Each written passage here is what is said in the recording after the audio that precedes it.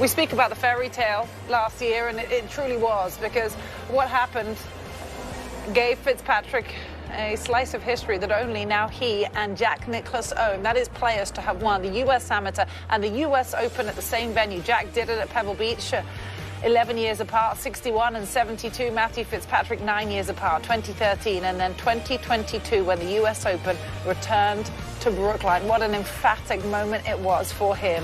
Now, raising his game to that of a major champion. Let's hear what he has to say 12 months on. Please join me in welcoming our defending champion, Matt Fitzpatrick. Matt, how does it feel to be back at the US Open? Yeah, amazing. Yeah, absolutely amazing. It's I just can't believe it's been a year already. It's just gone so fast, and to kind of look around and remember that all this build-up was the same at Brookline. It's just, yeah, very, very odd. You had a chance to come out to LACC, I believe, in February. Talk a little bit about the course and what you've seen maybe this week so far in your few hours here. Yeah, I mean, unfortunately, I've not been out and seen the course yet, but February, I think it was a little bit different. I don't think the rough had grown in yet. I think obviously now it's a little bit thicker. But yeah, from the pictures I've seen, it looks fantastic. It looks in great shape, and I'm excited to see it tomorrow. You had to, at least for now, say goodbye to the trophy. Talk quickly about returning it and maybe anything fun you did with it over the last year. I was so sad about that. Yeah, I didn't feel like I spent enough time with it really. But no, literally probably like the month after, right after the Open, after St Andrews, I went on holiday to Italy with some friends. So yeah, I took it there for a week. That's about as exciting as it got. All right, we're going to open it up to questions. Sorry for my coming right there. I know you answered the question about being here in February. Is there other resources that you have for a game plan for a golf course maybe that you haven't played too many times to get ready for what could be 4 days of golf? No, unfortunately not. I guess in this day and age, you'd like to think there might be some artificial intelligence you could use to kind of plot your way around, I guess, but that's probably something I'd have to look into. I mean, I spoke to Eduardo Molinari this morning about any questions that I might have. He's going to try and have a look and see what he thinks and give me the best information he can. So that's probably the only thing that I would probably go to. Right here on your right. Hi there. Could you talk about your thoughts on the LIV PGA merger and whether or not whether or not you're keeping you and other golfers are keeping your options open legally as far as that goes? I'll be completely honest. I literally know as much as you. So I'm sure everyone's got 1,000,001 questions about it. I found out when everyone else found out, and yeah, honestly, I know literally nothing. So yeah. Right here to Brentley. I guess I have two questions. One is kind of a piggyback off of that. Do you feel less or more confused about that whole situation this year than this time last year at this tournament? Or less uncertainty? Yeah. I guess. Yeah, the whole thing's confusing. I guess it was confusing last year. I seem to remember just last year, just thinking about the tournament, though, just US Open. I think it was obviously different because I had the tie to the golf course and the history there, so probably was easier for me to mentally focus on that and be in a better place than obviously all this confusion that's going on this week. But yeah, I guess the whole thing's just it is confusing. Yeah. And then my actual question, I know you haven't seen the course in these kind of conditions yet, but 15 potentially on Saturday could play 78 yards. Is that interesting to you? What are your thoughts on that? I think that's amazing. I know there's par threes here that are 293 yards, I think. Might be able to play a bit longer. I don't know the ins and outs. So, no, well, yeah. I would argue that at 78 yards, stood there with a lob wedge in your hand, you're going to be a little bit more intimidated than stood there with a 3-wood in your hand. I would probably say that's pretty truthful amongst everyone in the field. I imagine that the target's going to be very small and you're going to have to hit a good shot. So I think, we need more short par threes that are challenging. So I'm excited to see what that looks like. On your right, Alex. Matthew, the trophy in Italy, where did it go in Italy? It went a few places, actually. We were on a boat, so to Capri, Amalfi, Positano. Yeah, it had a nice few day trips out. Yeah. Okay, and then last year, your preparation was kind of focused on U.S. Open. You did some things. Can you talk about this year's preparation, and is it different at all?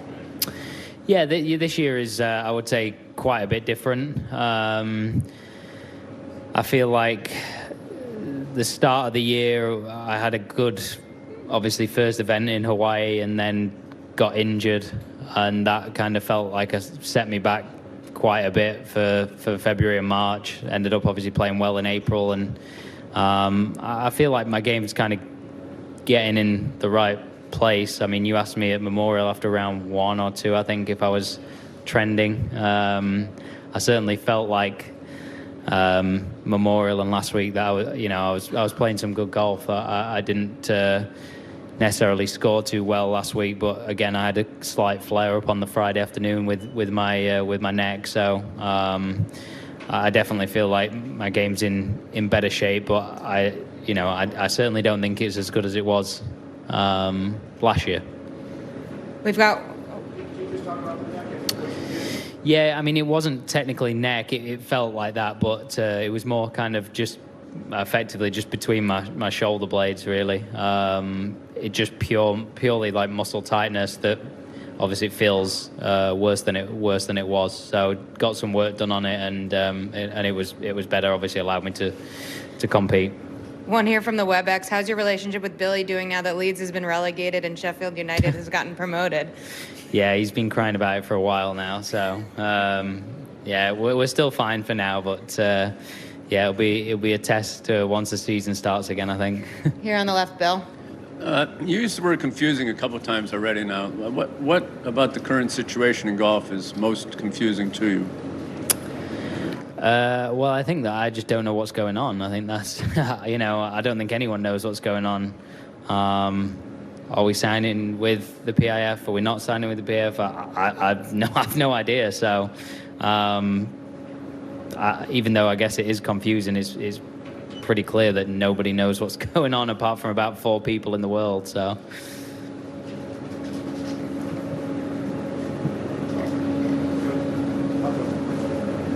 Just to kind of follow up on that, do you feel like you should be compensated for not going to LIV? Good. Yeah, I'll answer.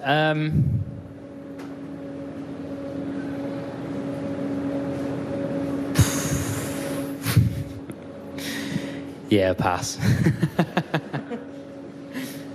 Any other questions? Right, Matt, another one on talking to your peers over the last week or since it started. Is it the same? Is it everybody have the same kind of questions? Is everybody in the same position you're in, is being confused and so uncertain and wondering what's going on with everybody on the tour? I think it's been asked and answered. So we're going to move on to U.S. Open topics. Right back here. Hi, Matt. Can you tell us about the impact winning your first major has had on your mentality and how you manage that week to week, good or bad, having obviously a more natural, higher expectation of yourself? Yeah, I think it's obviously been a huge confidence boost. I think for me, winning last year gave me the boost that when I play my best or when I play well, I can compete with anyone and I can win a major. So I think that was the biggest thing for me to take away, turning up to events, that knowing that, okay, my game feels in good shape, I've got a chance to win this week. Whereas maybe previously I've almost felt like I've played well and not necessarily competed in majors. And whereas now I definitely feel like it's kind of the opposite. As long as my game's there or thereabouts, I feel like I can, perform. Because prior to that, would you turn up to majors thinking, I feel like I've got a really good chance of winning, or was it more getting in contention, and now it's more I can win at every major? Definitely, it was more about trying to get in contention, just putting myself in that position, giving myself a chance. Just I wouldn't necessarily say I felt like my best golf could could compete with some of the guys out here. I know I had conversations with my coaches about that, about what I needed to improve, what guys did that I didn't.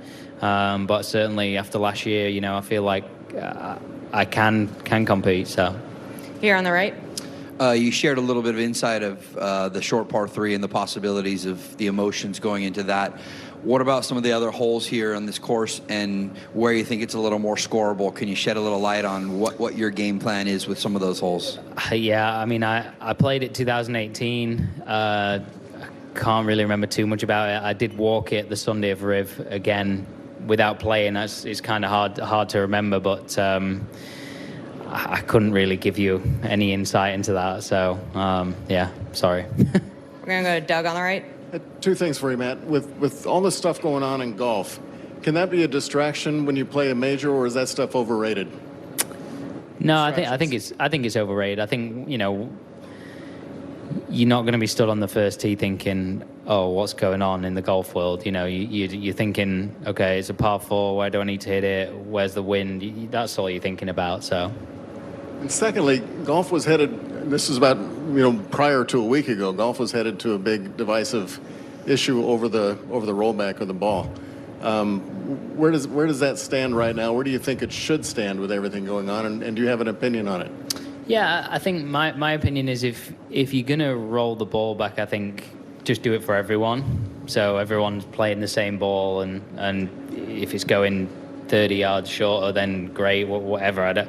I just don't think you should have a ball for the pros that might be used some tournaments, might not be used some tournaments. Then amateurs can buy different golf balls. I don't think that would work. So that would be my opinion. So if they roll it back, great. If they don't roll it back, also great. I'm kind of there. I think you've got to either just go all in for everyone or not. Should the timeline and process continue, or is this a bad time for it? Yeah, I guess. I think, you know, I guess they just need to do testing, and I you know, it's not my role. I don't understand the ins and outs, but I don't understand why they can't just be like, well, we've done a bunch of testing with this shorter ball and it looks great, we're doing it, or not. You know, I don't understand why it's not that straightforward, but that's why I'm not doing that job. Any other questions for Matt? Hi, right. Matt. What clubs are working for you right now, and do you expect those clubs to translate into this weekend?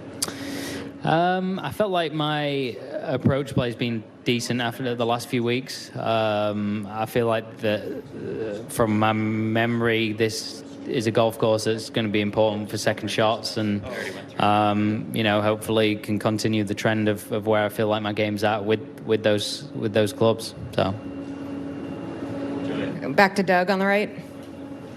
I know you haven't seen it now, but it is a bit drier and faster. From what you know of the course, how fast of a course is this from a pace of play standpoint? I have no idea.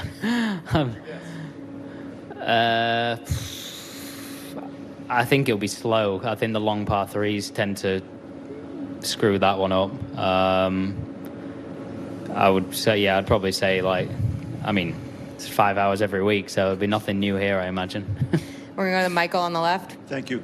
Rules question. How do you feel about the rule by which players and caddies cannot share information about clubs, what club they hit? I mean, guys come over to my bag to look at what club I've taken out. I go over to their bag, caddies go to their bag, caddies come to my bag. That's the way the game works. Like, you know, even though sometimes it's picked up on TV, it's, you know, everyone does it. And they'd be lying if they said that they didn't. As you well know, that part's all legal, and then if you actually say it, it's different. So how do you feel about that distinction? Yeah, I mean, I'll be honest. Like, I don't want Billy saying that we've hit 4 or 5. Like, I don't agree with that. At the end of the day, you know, I've got a lot of friends out here that I play with. I'm still trying to beat them. They're trying to beat me. So you don't want to be giving them advice, but at the same time, it's glaringly obvious they can take 10 steps to the right and be like, oh, he's hit a 4 iron or a 5 iron. So I think it's pretty tough to marshal effectively. Great. Well, thank you, Matt. Thank you. Matthew Fitzpatrick back to defend his US Open trophy, but admits he's not in the form he was last year. Struggled with some neck and, shoulder injuries to start this year. But take a look at who he joined in terms of English men's professionals to have won major championships the last 50 years. Well, Matt Fitzpatrick joined this list 12 months ago when he won the US Open. He became the first Englishman since Danny Willett to win a major. That was at the Masters in 2016. The previous was Justin Rose at Merion, US Open of 2013, and Nick Faldo, of course, with 6 major titles.